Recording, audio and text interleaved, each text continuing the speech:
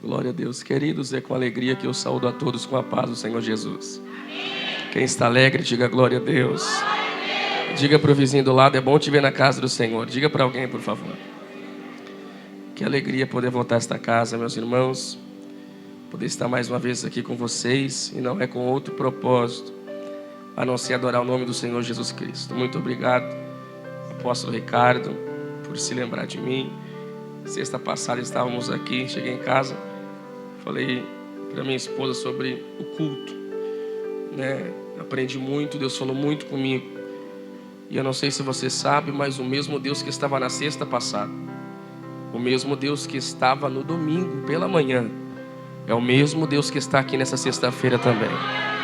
Eu me alegro saber que Ele está aqui neste lugar, porque no livro de Mateus 18:20 diz que quando tiver 2 ou 3 pessoas reunidas no meu nome, eu estou presente no meio delas. Quantos querem ouvir Deus falar? Diga glória a Deus. Livro de Lucas, capítulo 24. Lucas, capítulo 24. Terceiro livro do Novo Testamento. Lucas, capítulo 24, versículo 1 em diante. Lucas, capítulo 24 e versículo 1 em diante, para a nossa meditação nesta noite. Lucas 24, versículo 1. Os irmãos que localizaram, digam amém. No primeiro dia da semana, muito cedo, de manhã, elas foram ao sepulcro levando as especiarias que tinham preparado e algumas outras com elas. E elas acharam a pedra do sepulcro removida. E elas, entrando, não acharam o corpo do Senhor Jesus. E aconteceu que, estando elas muito perplexas a este respeito, eis que pararam junto delas 2 homens com vestes resplandecentes. E estando elas com medo e abaixando as suas faces para o chão, e eles disseram: por que procurais o vivo entre os mortos? Ele não está aqui, mas está ressuscitado. Eu gostei do glória do irmão, eu vou repetir o verso 6. Ele não está aqui, mas ele já está ressuscitado. Fique à vontade, feche a Bíblia, abra o coração. A palavra que eu vos trago nesta noite de sexta, ela é muito rápida. É bem verdade, e eu vou pregar porque você é muito mais inteligente do que eu. O último livro do Velho Testamento, a saber, o livro do profeta Malaquias, até o livro de Mateus, tem um silêncio de Deus de mais de 400 anos. Precisamente 430 anos sem Deus falar com o povo. E Deus resolve se calar não por culpa dele, mas porque o pecado do povo é tão grande, ele se alastra pela humanidade, chega até as narinas de Deus e Deus resolve se calar. Haja vista, irmãos, olha que coisa terrível, 430 anos, o povo batendo na porta e a porta não abre. 430 anos o povo perguntando e Deus não responde. 430 anos o povo buscando e não está encontrando. Enquanto eu falo isso, Deus me faz entender que tem alguém igual a esse povo aqui também. E eu pergunto: Jesus, por que igual a esse povo? Porque tem alguém aqui dentro também que está batendo e a porta não está abrindo. Tem alguém aqui dentro que está perguntando e não tem resposta. E por um dia desses atrás você olhou para o céu dizendo: Deus está calado, Ele não se lembra mais de mim. Só que eu saí de minha casa com uma palavra pesada. É Deus dizendo: Jonas, diga para quem tem mão para levantar, diga para quem tem glória na boca, e diga para quem tem coração para receber, que a boca dele pode estar fechada, mas os olhos e os ouvidos continuam abertos ao teu clamor aqui nesta noite. Deus se cala. Jesus nasce.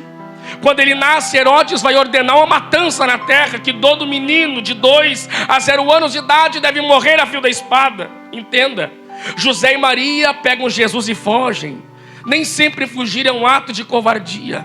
Algumas vezes fugir também é para que a promessa de Deus não venha a morrer. José e Maria fogem. Dos 2 até os 12 anos, a Bíblia não fala sobre Jesus. A Bíblia volta a falar dele quando ele está com 12 anos de idade. Está ensinando doutores da época. Os doutores estão apavorados por tamanha inteligência daquele menino. Olha, esse menino não é comum. Olha a inteligência desse moço, ele não é qualquer um. Agora dos 12 até os 30, a Bíblia pausa e não fala sobre ele. Como a Bíblia volta a falar dele, Jonas? No livro de Mateus capítulo 3. Tem um pregador, e eu sou apaixonado em falar nele. Como era o nome dele, Jonas? João Batista.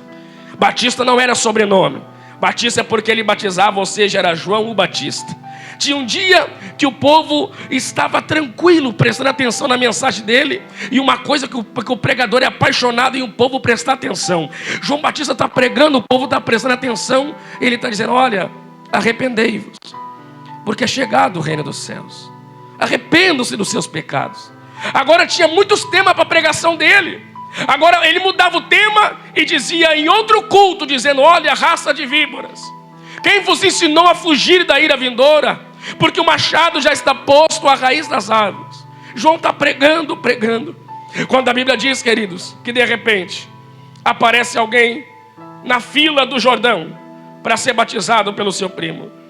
Entenda, eu disse que até então Deus está calado. Deus não fala nada com o povo.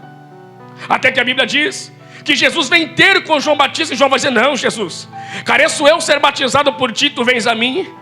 Jesus vai dizer, não, João, me batiza para que se cumpra o que está escrito. Até que a Bíblia diz agora, que quando Jesus é batizado, ele se levanta da água, e o céu é rasgado. Quando o céu é rasgado, brada uma voz dos céus à terra, dizendo, eis aí o meu filho amado, em quem eu me comprazo. Jonas, eu vou dizer isso aqui porque você é muito inteligente, você vai pegar de primeira. Até então Deus está calado. Só que quando Jesus aparece no Jordão, o silêncio de Deus é quebrado. Pega essa aqui e leva para casa. Aonde Jesus está, o silêncio não permanece por muito tempo. Glória. Eu só vim pregar aqui nesta noite porque alguém me disse que Jesus iria estar aqui. E eu não sei se você tem intimidade, mas diga para o vizinho do lado, se Jesus está aqui, o silêncio não vai permanecer. Diga para alguém, por favor. No capítulo 3 de Mateus ele é batizado. No capítulo 4 de Mateus a Bíblia diz que o Espírito conduz Jesus para o deserto. Você não vai encontrar Jesus dizendo, eu me ofereço para ir para o deserto. Não, porque quando Deus leva a gente para o deserto, a gente não tem escolha. É por isso que o próprio Jesus vai escrever, vai dizer no livro de João 6,68, eu desci do céu, não para fazer a minha vontade, mas eu desci do céu para fazer a vontade daquele que me enviou.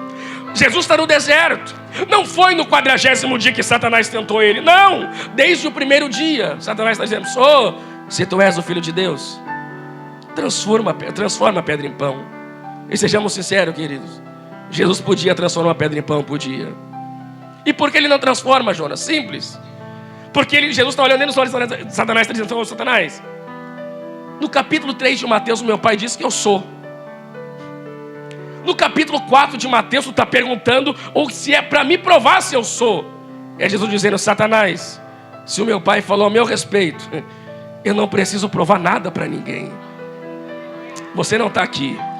Eu estou dizendo, se o pai falou a teu respeito, você não precisa provar para ninguém o que é. Por quê, Jonas? Porque a última palavra a teu respeito ainda vem do Senhor teu Deus. Jesus começa o ministério. Os primeiros discípulos em Lucas 5, se aproximando de Simão quando o homem está frustrado. E eu estava conversando com o apóstolo em cima, estava dizendo que Jesus ele tem os meios, as estratégias de chegar no ser humano. Ele chega diante de um homem frustrado, triste, porque tentou a noite toda, a madrugada toda e não conseguiu pescar nada. Jesus olha para ele e vai dizer, homem, eu vou entrar no teu barco, entre. Jesus entra. Só que, irmãos, por que às vezes dá vontade de parar e eu não desisto? Porque às vezes a aflição do mundo bate na porta e dá vontade e eu não desisto. Por quê? Porque na beira do lago de Genezaré, ou do mar da Galileia, tinha muitos barcos estacionados, muitos, nenhum nem dois, centenas. E Jesus entra exatamente no barco de Simão. Por quê? Jesus podia entrar no barco da direita? Podia. Jesus podia entrar no barco da esquerda? Podia. E por que ele não entra? Porque ele não te perde de vista no meio da multidão. Jesus não te perde de vista no meio da multidão. Os primeiros discípulos em Lucas 5, Primeiro milagre, João capítulo 2, transformando água em vinho. Até que chega agora na tua última santa ceia. Ele reunido com os discípulos está dizendo: está chegando a minha hora. Eu vou subir para o meu Pai. Os discípulos estão dizendo: não, o Senhor não pode subir, porque o Senhor é o nosso pastor, é a nossa liderança. De que forma vamos ficar aqui na terra? Não, Jesus, não suba. Vamos ficar sozinhos? Ele vai dizer: não, eu vou subir lá. E quando eu chegar lá em cima, eu vou rogar ao meu Pai que venha um outro consolador aqui para a terra. Jesus está dizendo agora: vocês estão debaixo de uma promessa. Diga comigo: debaixo de uma promessa. Só que os discípulos estão dizendo: não, se a gente está debaixo da promessa, está tranquilo. Só que Jesus vai dizer: não, tem um segredo para a promessa se cumprir. Qual? Obediência. Que obediência é essa, Jonas? Aquela que ele disse: ficar em Jerusalém, até que do alto vocês sejam revestidos de poder. Por que encontramos lá fora tanta gente correndo de igreja em igreja e nunca se firmam? Porque não estão debaixo daquilo que o Senhor mandou a gente fazer, que é obedecer. Porque é melhor obedecer do que sacrificar. A Bíblia diz agora que Jesus está reunido e tem mais, não é só isso: um de vós há de me trair. Ai. Simão se levanta no meio dos 12 e vai dizer: olha aqui, bate no peito. Todos aqui podem te trair, eu nunca vou te trair. Irmãos, tome cuidado com estamos juntos. Tome cuidado com o pode contar comigo para o que precisar. Tome cuidado porque eu estou contigo para o que tu precisar. Não. Ops. O cara viu Jesus fazer milagre, 3 anos e meio. Vende Jesus por 30 moedas de prata. Jesus olha para Simão e diz: olha, Simão, não. Hoje mesmo Satanás pediu para cirandar com a tua alma. Sabe o que é cirandar? Amassar até virar pó. Satanás queria te amassar, Simão. Sabe qual é a maior raiva de Satanás? É que ele está todo dia tramando contra mim e a sua vida. Mas para chegar em você, antes ele precisa chegar em Jesus Cristo de Nazaré. A Bíblia diz que Simão está dizendo: não, Senhor, não. E tem mais: para você não bater mais no peito, antes que o galo cante 3 vezes, você vai me negar. E Jesus não chama mais Simão de Pedro, mas chama de Simão. É Jesus dizendo: Simão, todo mundo aqui te conhece por Pedro, mas eu sei que tem um pouquinho de Simão aí dentro de ti. Simão, 3 anos e meio atrás, Simão, eu te encontrei na beira da praia, eu te conheço. Então, os 12 estão perguntando: quem é então que vai te trair? Quem? Aquele que põe o prato, ou a mão no prato, no bocado molhado comigo. Esse há de me trair. E não é para esse dia de hoje? Mas uns dias atrás eu estava pregando na igreja sobre isso. Estava dizendo: na mesa tem pão, na mesa tem vinho, mas na mesa também tem traidor. Judas sai dali, já tinha vendido Jesus, depois se arrepende, mas já tinha cometido o erro. Agora Jesus é vendido, é preso. Simão nega a primeira, a segunda, e quando nega a terceira vez, o galo canta. E quando o galo canta, aí bate o arrependimento. Porque é depois do erro que a gente se arrepende. Simão está dizendo: eu traí o melhor amigo, eu neguei o meu melhor amigo. Não, eu neguei ele. Acabou tudo. Jesus é crucificado. E por que Jesus é crucificado, Jonas? Para fazer os 2 propósitos que ele veio fazer na terra: buscar e salvar aqueles que se haviam perdido. Todos que faziam, que trabalhavam, que faziam, exerciam alguma coisa, todos voltaram a fazer o que faziam. Jesus morre na sexta-feira, sexta, sábado. E sábado para domingo, na virada depois da meia-noite, a Bíblia diz que mulheres, e lemos do texto, com especiarias, estão indo até o sepulcro de Jesus para embalsamar o corpo dele, porque era costume dos judeus, a saber, quando Marta e Maria olham para Jesus dizendo: Jesus, o nosso irmão não tem jeito, porque já está cheirando mal há 4 dias. Por que elas sabiam? Porque no 3º dia elas tinham entrado no sepulcro, tinham balsamado o corpo dele, o bálsamo não havia adiantado, o odor, o cheiro estava muito forte. Só que, irmãos, isso aqui eu vou dizer para você dar glória para Jesus, porque as mulheres estão com vaso na mão. Elas estão dizendo uma para outra: vamos lá, vamos. Só que tem um problema. Qual? Tem uma pedra lá. A pedra é muito grande. A gente não tem força para remover essa pedra. Mas uma vai catucar a outra e vai dizer: mas a gente está indo com propósito. E quando viemos a um lugar com propósito, aquilo que está nos atrapalhando, Jesus vai remover da nossa vida. Vamos lá, vamos, mas tem um problema, tem uma grande pedra. Mas vamos lá, com o vaso, vamos lá. Quando chegam perto, a Bíblia diz que a pedra tinha sido removida. Eu não sei quem recebe esse tipo de palavra, mas eu não vim pregar por costume aqui. Eu não vim pregar porque eu sou bom. Você não veio na sexta por costume, porque não somos religiosos. Viemos aqui na sexta com propósito. E já que viemos com propósito, a pedra que está te atrapalhando nesta noite, o Senhor está removendo no nome de Jesus. Aleluia.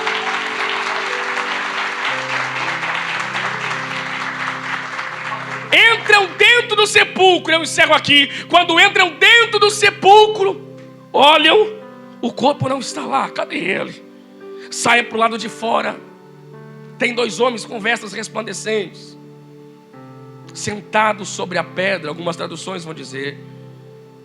E olham e perguntam para as mulheres: por que procurais entre os mortos aquele que já ressuscitou? Porventura, vocês não lembram o que ele disse ainda estando com vocês na Galileia? Que ele iria morrer, mas no 3º dia ele iria ressuscitar. E para me encerrar, aonde Jesus faz questão de ir depois que ressuscita? Atrás do homem que tinha negado ele. Porque dentro de Simão está com sentimento de culpa. E que sentimento é esse, Jonas? Ele nunca vai me perdoar. Glória. Eu errei contra ele. Eu errei contra ele. Ele vai atirar, desculpe o meu português, mas ele vai atirar na minha cara o meu erro. Ele vai falar o meu passado. Ele vai falar o meu erro que eu fiz. Até que Simão está pescando. E de repente na beira da praia, nas areias, eles estão pescando dentro do barco. Nas areias, Jesus levanta a mão e está dizendo, e faz uma pergunta em alto e bom tom: tem alguma coisa aí para comer? Quando Jesus está na beira da areia, Pedro volta 3 anos e meio atrás. Ele veio atrás de mim. Ele vai me acusar do meu erro. Ele vai acusar do meu passado. Ele vai jogar que eu neguei ele. Ele vai falar para mim. Simão se atira dentro da água e diz: não se aproxime de mim, porque não sou digno eu sou homem nu. Quem estava dentro do barco chega antes na beira da praia, conversando com Jesus, e Simão vem nadando. E aqui eu encerro. Ele vai me julgar. Ele vai atirar no meu rosto o meu erro. Ele vai falar que eu errei. Ele vai falar o meu passado. Ele vai falar que eu neguei ele 3 vezes. Ele vai falar que eu não precisava fazer isso, porque ele me amava. Ele vai falar tudo isso. Só que quando Jesus chega perto dele, Jesus olha para ele e diz: ô Simão, mesmo você me negando, mesmo você errando comigo, a promessa ainda continua de pé na sua vida. Eu não sei quem recebe esse tipo de palavra, mas eu não sei como foi o teu passado. Eu não sei como foi o teu erro. Eu não sei aquilo que você cometeu diante de alguém ou diante de todos. Mas assim diz o Senhor: nessa sexta-feira, o teu passado não vai mudar a tua história.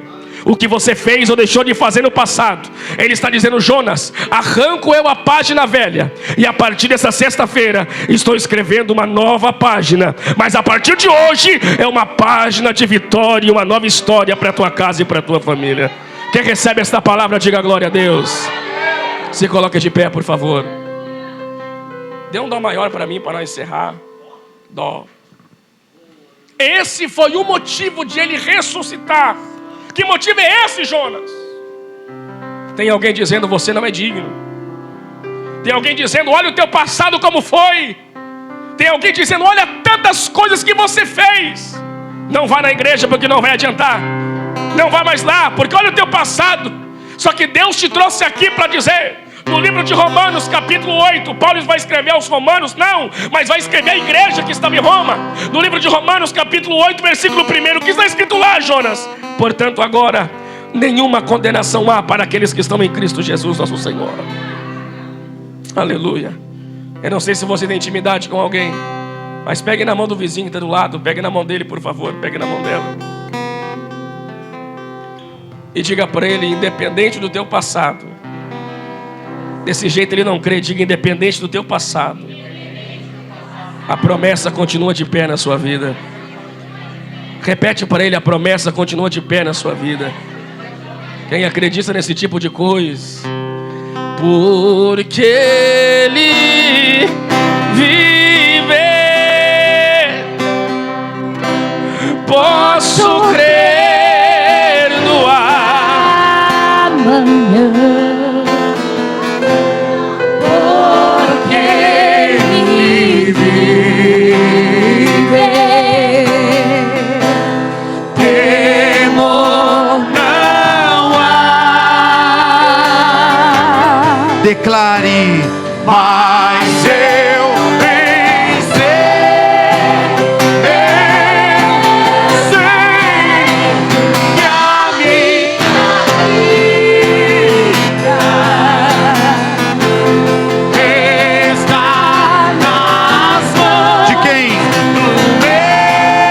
Jesus.